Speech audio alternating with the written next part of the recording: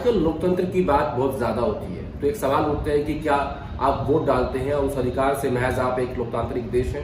क्योंकि ये सवाल मैं इसलिए पूछ रहा हूँ कि पाकिस्तान में भी लोग वोट डालते हैं और पाकिस्तान एक लोकतांत्रिक देश नहीं है, और आजकल लोकतंत्र के हिसाब से भारत की तुलना पाकिस्तान से की जा रही है।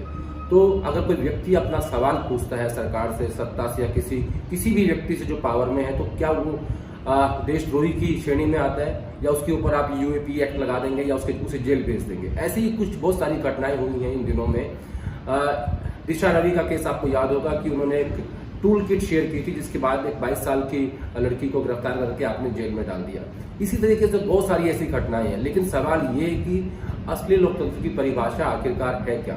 अगर कोई व्यक्ति सत्ता से सवाल पूछता है, सरकार से सवाल पूछता है, भले ही वो मीडिया में हो, पत्रकार हो, तो क्या उसे सिर्फ सवाल पूछने के आरोप में आप जेल भेज सकते हैं?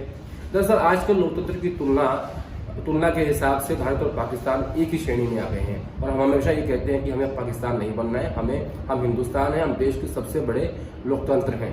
तो ऐसे में 2 रिपोर्ट सामने आई हैं पिछले कुछ 10 दिनों में, जिनके आधार पर अब ये कह सकते हैं कि हम पाकिस्तान की श्रेणी में आ गए हैं, और ये कहें कि बांग्लादेश और नेपाल भी हमसे ऊपर है, तो अपने आप में ये शर्म की बात है।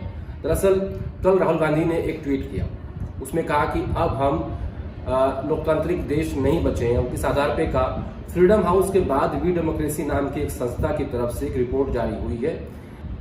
रिपोर्ट के हवाले से कहा गया कि भारत अब उतना ही तानाशाही वाला देश बन चुका है जितना पाकिस्तान है। रिपोर्ट में भारत को बांग्लादेश से भी खराब बताया गया है। दरअसल अमेरिकी संस्था फ्रीडम हाउस की रिपोर्ट के एक हफ्ते बाद ही स्वीडिश संस्था वी डेमोक्रेसी ने भारत में लोकतंत्र की स्थिति पर चिंता जाहिर की है। यानी हमें अब चुनावी तानाशाही वाला देश करार दिया है ये जो कंपनी है, ये जो संस्था है उसने। तो ये अपने आप में एक शर्म की बात है कि भारत और पाकिस्तान को जो विदेशी जो संस्थाएं हैं वो एक ही श्रेणी में खड़ा कर रही हैं, कह रही है कि चुनावी तानाशाही का देश भारत बन चुका है, जैसा कि पाकिस्तान है। हमसे ऊपर बांग्लादेश और नेपाल भी है। वी डेमोक्रेसी ने भारत को दुनिया के सबसे बड़े लोकतंत्र के दर्जे से हटाकर चुनावी तानाशाही वाला देश बताया है। इसके लिए मीडिया पर अंकुश, मानहानि और राजद्रोह कानून का हद से ज्यादा इस्तेमाल करने को बड़ी वजह इस रिपोर्ट में दिया गया है।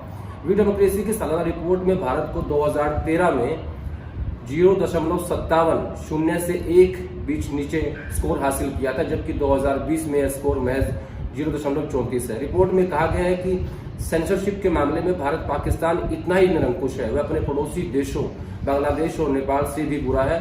रिपोर्ट में कहा गया है कि मोदी की अगुवाई वाली सरकार अपने आलोचकों को चुप कराने के लिए राजद्रोह, मानहानि और काउंटर टेररिज्म के कानून का इस्तेमाल कर रही है। रिपोर्ट में यह भी कहा गया है कि मोदी सरकार के सत्ता में आने के बाद अब तक 7,000 से ज्यादा लोगों के खिलाफ राजद्रोह का केस दर्ज हो चुका है। इसमें ज्यादातर वो लोग हैं जो सरकार से सवाल पूछ रहे हैं।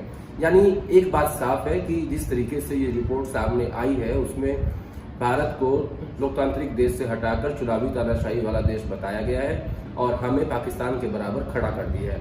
अब आप लोगों को तय करना है कि आपको किस देश या कौन देश की परिभाषा लोकतंत्र में क्या होनी चाहिए। यानी अगर आप सत्ता से सवाल पूछते हैं तो ये आपका अधिकार है, क्योंकि आप एक लोकतांत्रिक देश में रहते हैं। हालांकि इससे पहले एक रिपोर्ट आई थी जिसके बाद सरकार ने इसे भ्रामक कहा था कि ऐसा कुछ नहीं है, इससे सिर्फ छवि खराब करने की कोशिश हो रही है। लेकिन जैसी घटनाएं देश में घट रही हैं, जो लोग सवाल पूछ रहे हैं उनके खिलाफ जैसे केस दर्ज हो रहे हैं, हो सकता है कि पुलिस के अधिकारी और सरकार में बैठे अधिकारियों को इसके लिए वाहवाही मिले, लेकिन इंटरनेशनल लेवल पर भारत की छवि खराब हो रही है, क्योंकि सवाल पूछना ही सही मायने में लोकतंत्र है। अपनी बात खड़े होकर करना ही लोकतंत्र है, और ये अधिकार हर आम आदमी के पास है कि वो अपने द्वारा चुनी हुई सरकार से सवाल पूछ सकता है।